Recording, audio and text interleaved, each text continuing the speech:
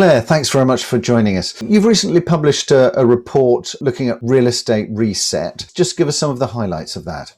Yeah, the report really focuses on ESG, and I think that's something that's very much on the news agenda at the moment, particularly for real estate, because I think there's an acknowledgement that the built environment is a major contributor to climate change.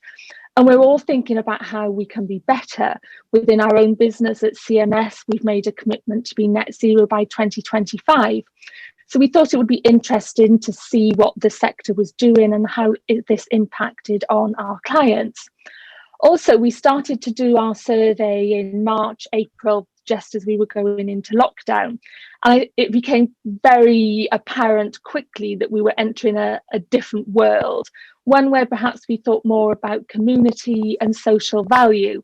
And the social in ESG is often overlooked or misunderstood. So we wanted to delve a little bit more into what that meant and how that had been impacted by the pandemic. And in terms of some of the kind of drivers for ESG, what did you pick up from the report?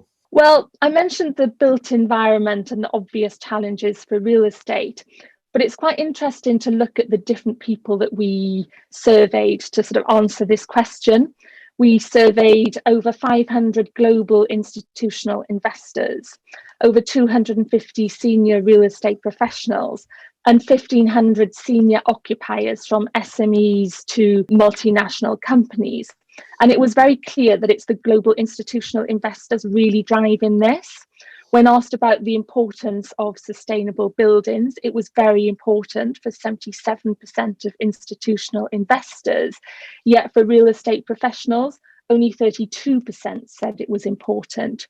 We also did some interviews, and a really interesting interview with the head of ESG at Aberdeen Standard, who actually said he can vote down a transaction at investment committee stage if it doesn't meet their ESG criteria. So very clear that the institutional investors are going to insist on this.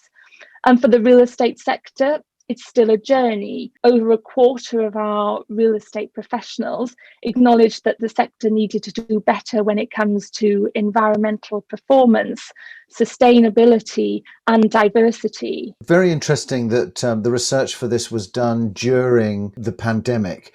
Yeah. Did it give you any kind of information about, I guess, how the industry was thinking about itself, the overall mood? We asked our professionals about the short-term outlook for UK real estate, and 42% of them were pessimistic. But actually, I didn't think that was too bad, given that we were in the midst of a lockdown. If we compare it, it was only 10% up on last year. And if we go back to the survey we did immediately after the Brexit vote, 62% were pessimistic then. So I think that's a sign that things could be worse, and hopefully the market is still feeling pretty resilient. It was also quite interesting to look at the different asset classes where there were some obvious winners and losers. We've been talking about logistics for a while now, Richard, and it was our most sought after asset class. 84% of investors found this attractive. But right at the other end of the scale, we had retail, only attractive to 3% of real estate professionals, the lowest that we've ever surveyed. But given in the height of lockdown, the internet had virtually overtaken the high street when it came to retailing. It was no surprise that we're seeing those extremes of views. No, exactly. And that's what we've obviously been seeing as well in a lot of the news and the interviews. Did you get any feedback in terms of the research around the office sector? Because obviously that has been, coming under the spotlight increasingly. Absolutely. And it is under the spotlight, but I think it's interesting to look back at the last couple of years. I think the pandemic is accelerating some changes, and it's really bringing into focus challenges that we're facing. But we were already talking about the way that we work and use our offices. You may recall that 3 years we did a survey, Smart, Healthy, Agile, that really highlighted the pressure that the office sector was under because of the different ways that we're working. So I don't think this is new, but I think certainly the pandemic has accelerated it. But what it's actually done is reminded us all of what we like about being in the office. certainly having been able to spend some time in the office over the last couple of months, it reminds you that there's an energy and a buzz that you get from being with your colleagues that you simply don't get on Zoom or Teams.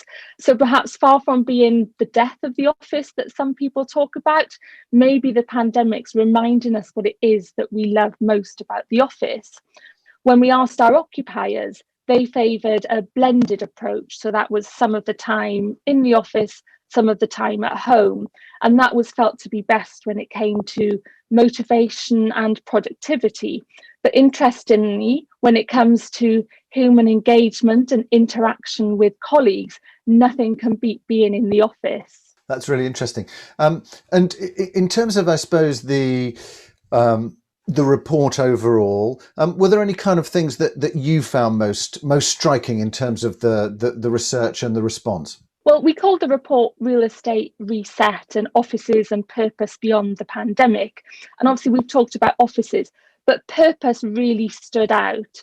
We've all talked about it in our personal lives, but from a corporate point of view, we asked our institutional investors whether they could articulate a corporate social purpose, and 99% of them could, and 30% also thought that those companies that could do this would increase their value by up to 30%. So I think the social is very much on the agenda now. And there were some really interesting interviews in the report from the likes of British Land and WeWork, giving some very real examples of what some of the companies out there are doing. The other thing that I just wanted to pick up as well is maybe the generational approach here. We asked our occupiers whether they would be prepared to take a pay cut to work in a sustainable building. And actually 61% of them said that they would. And when we broke that down by generation, it was more so with the under 40s. So I think we must remember how important this issue is when it comes to attracting and retaining new talent, and that it's not an issue that's going away because it's so important to the younger generation. Very interesting. Always good to be able to access, I think, some of these views that are coming from the market, and interesting that they reflect a lot of the things that we've been covering here as well. Yeah. Thanks very much for joining us, Claire. Thanks for having me. Thank you.